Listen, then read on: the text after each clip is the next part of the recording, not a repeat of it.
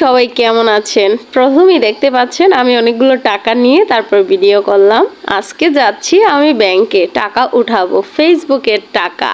এই তো চলে আসলাম ব্যাংকের মধ্যে। এই মহিলার খপ্পরে আমি পড়ছি। হঠাৎ করে উনি কইথন জানি আইসা আমার মোবাইলটা টান দিল, আর তখনই আমি আলাপ পেয়ে গেছি। পরে আমি বললাম কি ব্যাপার, আপনি কেন আমার ফোন টান দিয়েছেন? পরে বলতেছে আমি একটু আমার আম্মুরে ফোন দিব এই জন্য। তা আমি বলতেছি আপনি আমাকে সেটা বললেই তো হয়, এভাবে টান দিলে কেমন হয়? পরে আর আমি ওনারে ফোন দেই নাই, চুপ করে এখানে বসে রয়েছি।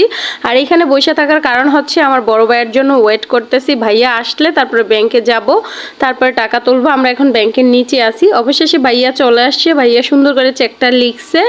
আর আমি যাব সিরিয়ালের জন্য দাঁড়াইতে। আমি একটু চেকের পাতার ছবি তুলে নিলাম। আজকে আমি তুলতেছি 15,000 টাকা। আলহামদুলিল্লাহ, ফেসবুকের টাকা আমি আস্তে আস্তে তুলে তুলে তারপরে ভাঙ্গি। আজকে আমার আম্মু আসবে, এই জন্য 15,000 টাকা তুলতেছি। আম্মুকে শপিং টপিং করে দিব, আমার খালামণিদেরকে।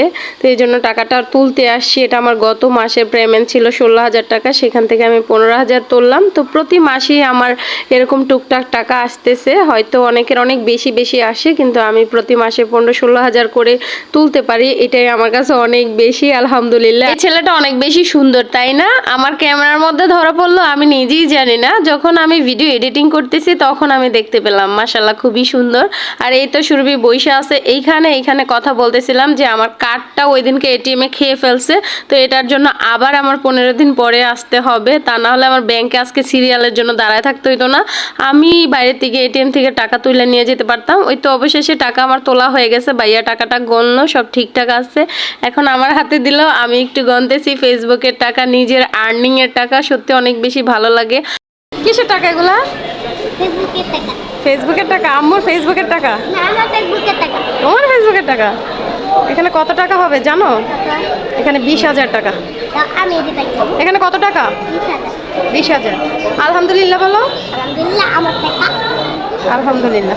টাকা নিয়ে চলে আসলাম মিষ্টির দোকানে। আজকে আমরা ইচ্ছে মতো পছন্দ মতো মিষ্টি খাবো। আমাদের নারায়ণগঞ্জের এই দোকানটা অনেক পুরনো এবং বিখ্যাত মিষ্টির দোকান। আর এই যে এক পিস মিষ্টি 85 টাকা, দেখছো কত দাম।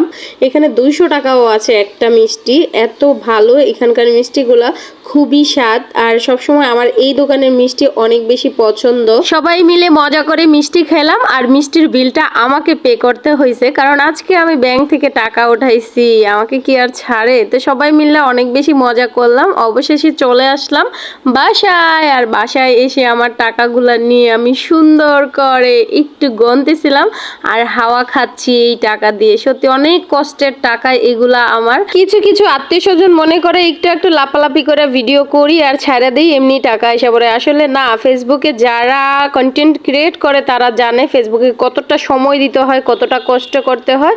যাই হোক, সবাই আমার জন্য দোয়া করবেন যাতে আল্লাহ পাক এভাবেই আমাকে সাকসেসের দিকে এগিয়ে নিয়ে যায়। সবাই ভালো থাকবেন, সুস্থ থাকবেন, এবং বেশি বেশি করে এই ভিডিওটা লাইক দিয়ে শেয়ার করে দিবেন। আল্লাহ হাফেজ।